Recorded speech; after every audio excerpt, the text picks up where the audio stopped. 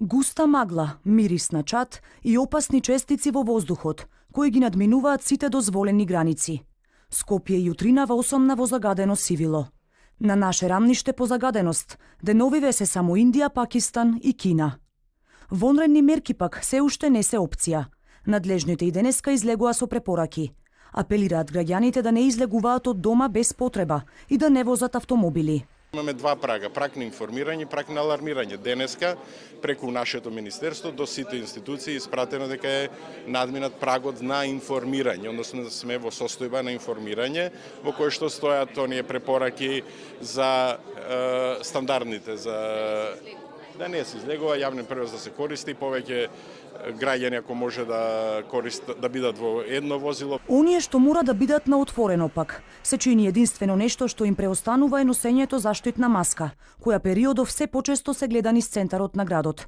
Сепак дел од граѓаните не веруваат ниту во овој метод на заштита. Вака на улица ништо. Како што ме гледате, така се штита. Маска заштитна, зошто не? Не верува во маската зато. Во Скопје катастрофа. Загадено е проект. И порано беше само порано што не смеа да дадат во јавност колку е загадено. Надлежните можат да се надеваат на ветар, но тој нема да не спаси, критикува голем дел од јавноста и еколошките здруженија.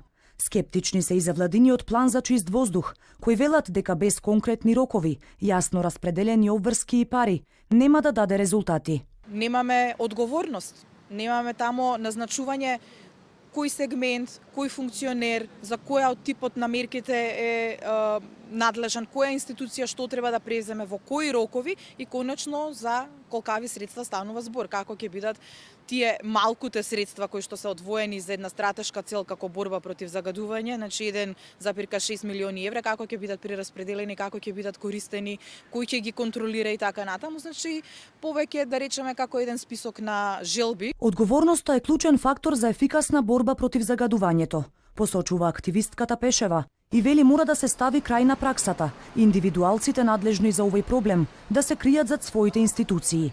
Незиниот став го делат скоро сите еколошки здруженија, кои потенцираат дека со ова темпо, токму поглавието за животна средина ќе ни биде главна пречка и за нашите евроинтеграции во иднина.